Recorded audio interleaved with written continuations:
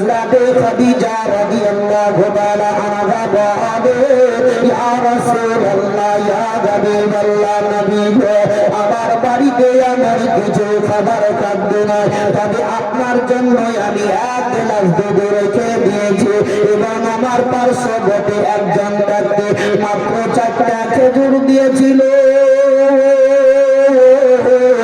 এই 4টা খেজুর থেকে 2টা খেজুর আমি নিজে খেয়েছি আর 2টা খেজুর আপনার জন্য আমি রেখেছি নবী আমার বললেন তুমি চোখের পানিটা বন্ধ করো আমি নবী মুস্তাফা আমি তোমার চোখের পানি আর বরদাস্ত করতে পারি না হযরতে খাদিজা রাদিয়াল্লাহু তাআলা আনহা এই দুধের খেজুরটা বিশ্বের নবীর সম্মুখে জন্যে দিয়ে দিলেন নবী আমার খেজুর একটা হাতে নেওয়ার পর হযরতে খাদিজাকে বলে ও খাদিজা এটাও তুমি একটা খেজুর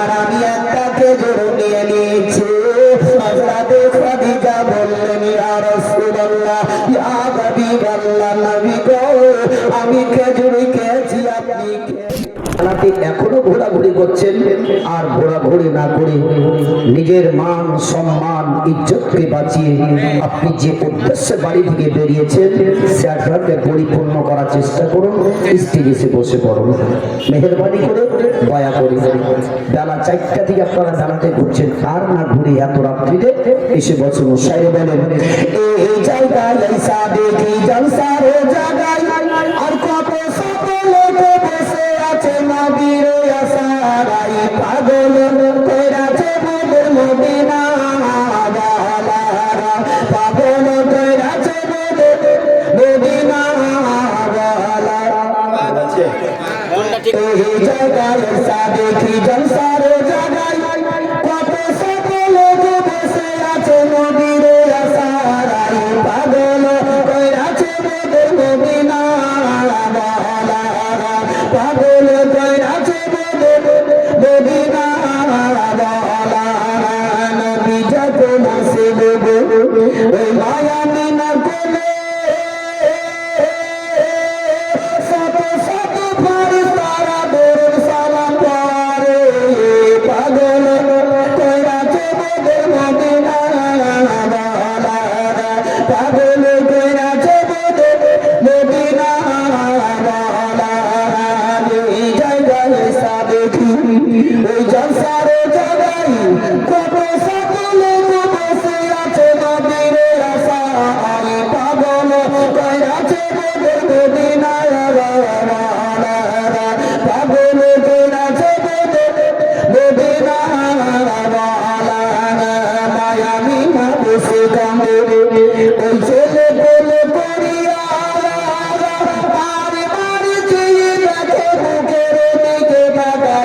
পাগল কইরাছে মোদের মদিনা ওয়ালা পাগল কইরাছে মোদের মদিনা ওয়ালা আল্লাহুম্মা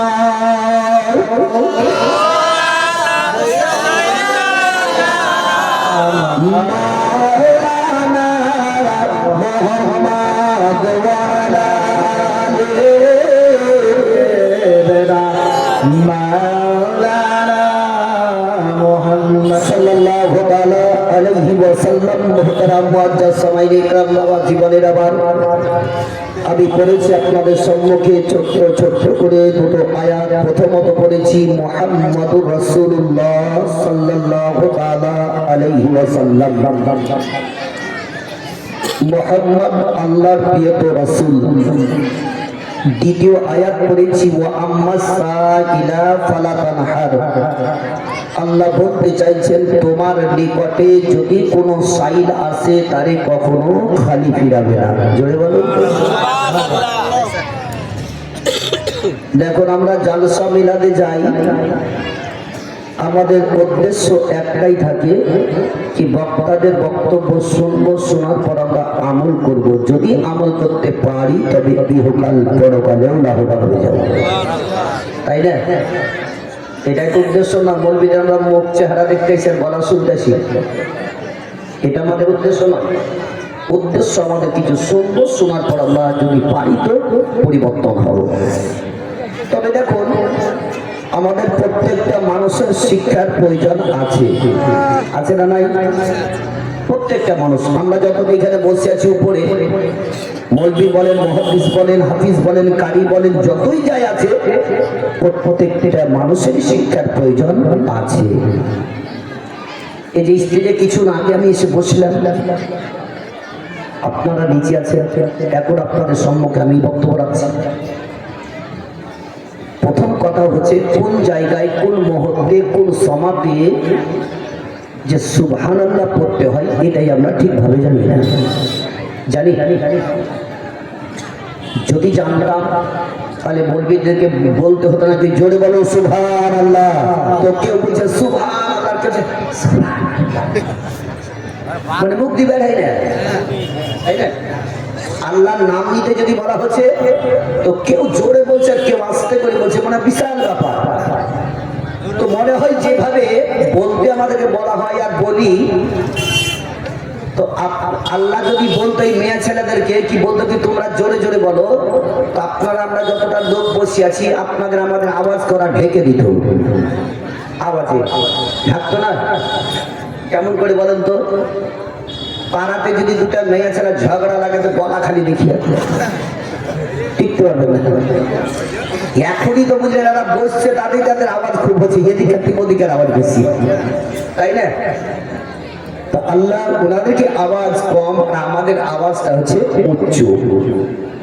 তাহলে কথাবার্তা শোনার পর আমরা নিজে যদি সুবহানাল্লাহ বলতে পারি, আল্লাহ বলছে কি আমার যে দাড়ি পাল্লা নেকি প্রতি ওজন করার পাল্লা আছে, ওই পাল্লাটা কোনো ব্যক্তি যদি একবার সুবহানাল্লাহ বলে দেয়, ওই সুবহানাল্লাহর নেকিতে আমার পাল্লা ভর্তি হয়ে যায়। 2 নম্বর, এই গ্রামে লোক মারা যায় না, মরে না? মাইকে গান হয়, অমুকের বাপ ইন্তেকাল করেছে, জোহরের নামাজের পরে পরে তার জানাজা হবে। এই মৃত্যুর সংবাদ পাওয়ার পর প্রত্যেকটা ছেলে মেয়ের কর্তব্যকে একটা দোয়া পড়া। এই দোয়াটা কটা লোক জানে? 100%-এর মধ্যে দেখবেন 20% লোক জানে, 80% লোক জানে না। এই মামুনরাও দেখবেন 80% মামুনরা জানে না। যারা যারা জানে তারা তারা পড়ে কি ইন্না লিল্লাহি ওয়া ইন্না ইলাইহি রাজিউন, আর যারা না জানছে তারা বলছে আচ্ছা হায় হায় রে লোকটা খুব ভালো ছিল, মরে গেল, যা, তাই না? এই হচ্ছে একটা দোয়া। এতদিন ধরে আমরা জালসা মিলাদ শুনে, জীবনী কাহিনী শুনে কি পরিবর্তন হয়েছে বলুন? আমরা মুখে বড় বড় ফতোয়া যায়, চায়ের দোকানে বসে বসে খুব জাহিরি করি, এটা করা বিদআত, ওটা করা শিরক, এটা করা হারাম, এটা করতে হয় না, ওটা করতে হয় না। ওই ব্যক্তিকে যদি বলা হয় জানাজার নিয়তটা বলো তো ভাই, বলছে মৌলভী সাহেব ওইটাই তো আমি জানি না। কি কথা খারাপ বলছি না? মাথায় ফেলে কথা বলাকে আমরা চায়ের দোকানে বসে বসে বড় বড় ফতোয়া করি, কিন্তু আমরা জানাজার নিয়তটা আমরা জানি না। আবার দেখবেন কিছু মানুষ আছে মৌলভীদেরকে ফোন করে জিজ্ঞাসা, মৌলভী সাহেব এটা কি হবে গো, মশলার ব্যাপারে জিজ্ঞাসা করে না? আমার মনে হয় এইসব কথাগুলাকে মৌলভীদেরকে জিজ্ঞাসা না করুন, আপনি সকাল বেলাতে চায়ের দোকানে একটা খাতা কলম নিয়ে বসে যাবেন, মৌলভীর থেকে বড় বড় মুহাদ্দিস সব বসে থাকবে ফতোয়া দেওয়ার লাগে, থাকে না? সারা দেশের খবর ওইখানে পাবেন আপনি। কি মশলা মৌলভীর কাছে যাবে? এই যে জানাজার নিয়তটা ইমামদেরকে বলে দিতে হয়, হয় না? হয় না? এই ভাই রাস্তায় না দাঁড়িয়ে থেকে বসে পড়ো, যদি ভালো লাগে বসো, আর না বেয়াদবি হয়ে দাঁড়িয়ে থাকে না। তবে আপনার কি জানাজার নিয়ত বলে দিতে হয়, ইমাম যদি বলে না দেয় পাবলিক কি করবে বলুন তো? গ্রামে আসার পর বলচাল শুরু হয়ে গেল কি মৌলভী ভালো লাগে, জানাজার নিয়ত বলে দেন, একটা টেনে দেন। আচ্ছা বলুন তো, যে জানাজার নিয়তটা বলে দিল না, তাতেই মৌলভীর ভুল না পাবলিকের ভুল? কার ভুল? পাবলিকের ভুল। কিন্তু পাবলিক সে ভুলটা স্বীকার না করে মৌলভী দায় দিয়ে, পাবলিকের একটাই ক্ষমতা মৌলভীকে মসজিদ থেকে তুলে দেওয়া। কি? আচ্ছা বলুন, আমি জানাজাতে দাঁড়িয়ে আমি নিয়তটা বলে দিলাম, আমরা মাদ্রাসায় পড়ি কিংবা যারা মসজিদ মাদ্রাসায় পড়তে যাই, ওই বাচ্চাদেরকে জিজ্ঞাসা করুন তো, একটা দোয়া মুখস্থ করার জন্য কতদিন লাগে? কয়দিন লাগে বলুন তো? একটা দোয়া মুখস্থ করতে না 3 থেকে 4 দিন লাগে। কি লাগে না?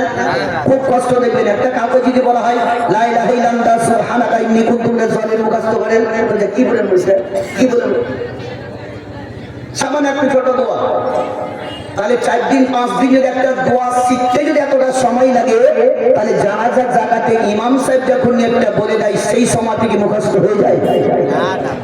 বলুন, আমরা তো খুব বক্তব্য শুনে বেড়াই, আমার কথাগুলোকে মাথায় রাখবেন। কি মানে ইমাম সাহেব কি কথাগুলো বলে গেছে, বলো আমরা শিখতে পারি সেখানে? তাহলে আমাদের ভুলটা কোন জায়গায়? আমাদের ভুল, ইমামদের ভুল নয়। যারা জানে না তারা কখনো মসজিদের ইমামকে কিংবা 5টা মুসল্লির কাছে গিয়ে কখনো বলেছে কি ভাই কি চাচা কি নানা কি দাদু একটু শিখিয়ে দাও, বলেছে? এই যে যুবক ছেলেরা সন্ধ্যা যেমন হয়ে গেল, আপনার রাস্তাঘাটে এইদিকে বসে বসে একটা বড় বড় মোবাইল নিয়ে পাবজি না পাবজি কি বোঝাতে ভাই, এই মার মার মার মার মার মার করে না, কি বলে? হ্যাঁ, পাবজি বুঝে নেন। এই যে মার মার মার মার, এই মার মারে ঘন্টার ঘন্টা কাটিয়ে দিচ্ছে। রাত 11টা 12টা 1টা চলে যাচ্ছে। তবে 10 মিনিট ইশার নামাজ পড়ে ইমামের কাছে কোনো একজন ব্যক্তি যেটা শিক্ষা নেওয়ার সময়টা দিতে পারে না। বলো, ভুলটা তো আমরা। আচ্ছা ভাই, কবরস্থানে আমরা যখন মাটি দিতে যাই, কয় খাবার মাটি দিই? 4 বার না 5 বার? হ্যাঁ, আমার ভুল হয়ে যেত, 3 বার, তাই তো? 3 বার দেয়। এই দোয়াটা দেখবেন কত কত ইমাম, কত কত মুসল্লি, মুয়াজ্জিন দাঁড়িয়ে বলে না, মিনহা খালাকনাকুম ওয়া ফিহা নুঈদুকুম। ও বলে দিছে, লোক মাটি দিছে, একজন বলছে মিনহা খালাকনাকুম, তো ও 2 বার খাটাখাট দিয়ে দিবে। তাহলে ওই দোয়া বলাতে আর মাটি দেওয়ার সময় মিলে গেল? তারপরে পরের দোয়া চেয়ে মাটি দিতে যাই কেন?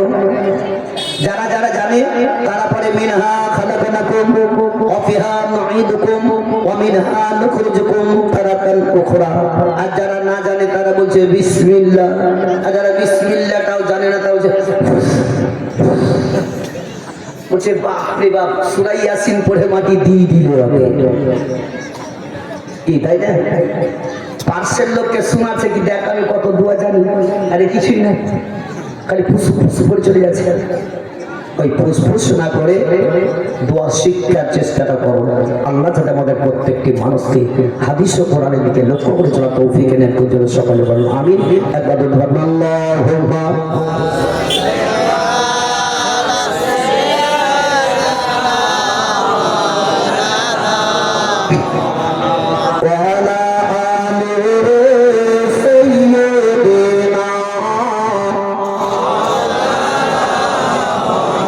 সাল্লাল্লাহু আলাইহি ওয়াসাল্লাম। তবে বাবজিরা ভাইরা আমার, আল্লাহ রাব্বুল ইজ্জত পবিত্র কোরআনের মধ্যে ঘোষণা করলেন, ওয়া আম্মাস সাইলা ফালা তানহার। তোমার নিকটে যদি কোনো সাইল আসে তারে কখনো খালি ফিরাবে না। আর যদি আমরা প্রত্যেকটা মানুষ আল্লাহর যদি ভিখারি হই, আমরা দরবারে হাত তুলে দোয়া করে, আল্লাহ কখনো খালি ফিরাবে না? কখনোই নয়। সেরকম আমাদের ভিখারি তৈরি হতে হবে, যে বিশ্বের নবী, দুজাহানের আকা জনাবে মুহাম্মদ রাসূলুল্লাহ সাল্লাল্লাহু তাআলা আলাইহি ওয়াসাল্লাম একদিন তিনার বিবি, যার নাম হচ্ছে হযরতে খাদিজা রাদিয়াল্লাহু তাআলা আনহার বাড়ির দিকে টুকটুক করে রওনা হয়ে গেলেন। জোরে বলো সুবহানাল্লাহ। যাক, মাশাআল্লাহ, আপনাদের এখানে আসার পর আমার খুব ভালো লাগলো। এবং এসছি এর আগেও, যিনি আপনাদের এই গ্রামে দিন যাত্রায় যে ভাই আমার আছেন, ওনার নাম হচ্ছে ফারুক, ছিলেন তো? এই ফারুক ভাই আমাদের আজকাল নয়, বহু দিনকার আমাদের একদম খালিত ভাইয়ের মতো। এখানে আমি আসি, আপনাদের এখানেও জালসা করে গেছি। আপনাদের শোভা, আপনাদের ভালোবাসা, আপনাদের সংখ্যা দেখে খুব ভালো লাগছে। আল্লাহ যাতে আপনাদেরকে শুরু থেকে একদম শেষ পর্যন্ত এইভাবেই থাকা তৌফিক ইনায়েত করে বলল আমিন। তো বিশ্বের নবী আমার যখন খাদিজার দরজাতে গেলেন, ঠাক ঠাক করে আওয়াজ দিলেন, হযরতে দরজাটা খুলে দিলেন।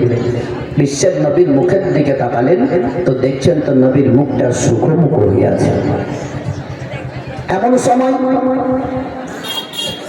হযরতে খাদিজা রাদিয়াল্লাহু তাআলা আনহা বিশ্বের নবীর মুখটা দেখার পরে চুপ করে গেলেন।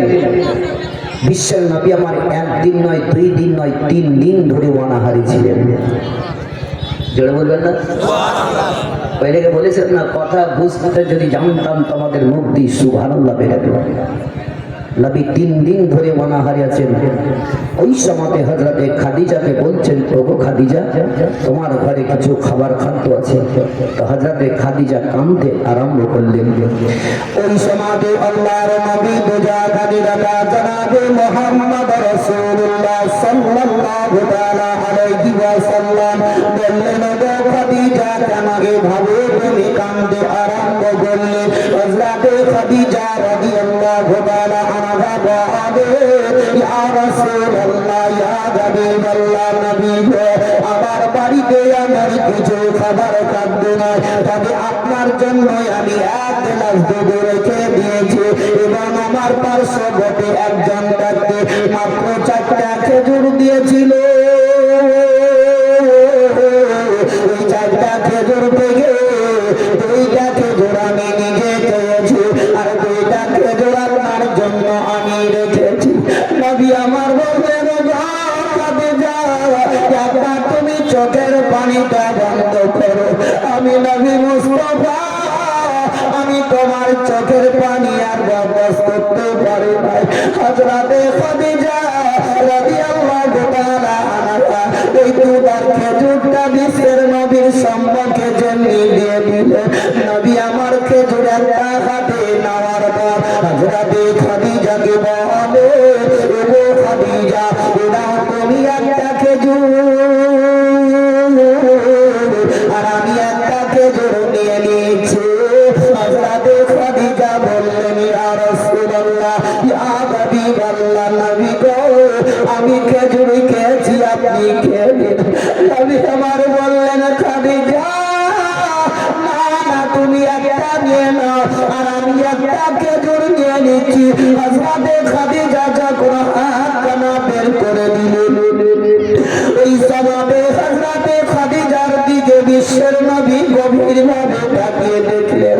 খাদিজা যেই কাপড়টা পরিধান করেছিলেন ওই কাপড়ের মধ্যে এত ডাকটি দেওয়া ছিল, দ্বিতীয় ডাকটি দেওয়ার মতো কোনো জায়গা ফাঁকা ছিল না। আহারে বাপজি ভাইরা, মা বোনেরা আমার, আজকে যদি আমাদের একটু জামা কাপড় ছিঁড়ে যায়, স্বামীর প্রতি আমরা অত্যাচার শুরু করে দিই, আমরা সেটা সেলাই করে ডাকটি দিয়ে পরিধান করে নাই, কি আমাদের মান সম্মানটা চলে যাবে। হযরতে খাদিজার দিকে নবী আমার তাকে চোখ দুটো বন্ধ করলেন। নবী 2 চোখের কোনা দিয়ে পানি পড়ে গেল। হযরতে খাদিজা রাদিয়াল্লাহু তাআলা আনহা বলে, ইয়া রাসূলুল্লাহ, ইয়া হাবিবাল্লাহ, নবী গো, ওগো আমার স্বামী মাতার মনি মানের দ্বারা আপনার 2 চোখ দিয়ে কেন পানি পড়ে যায়?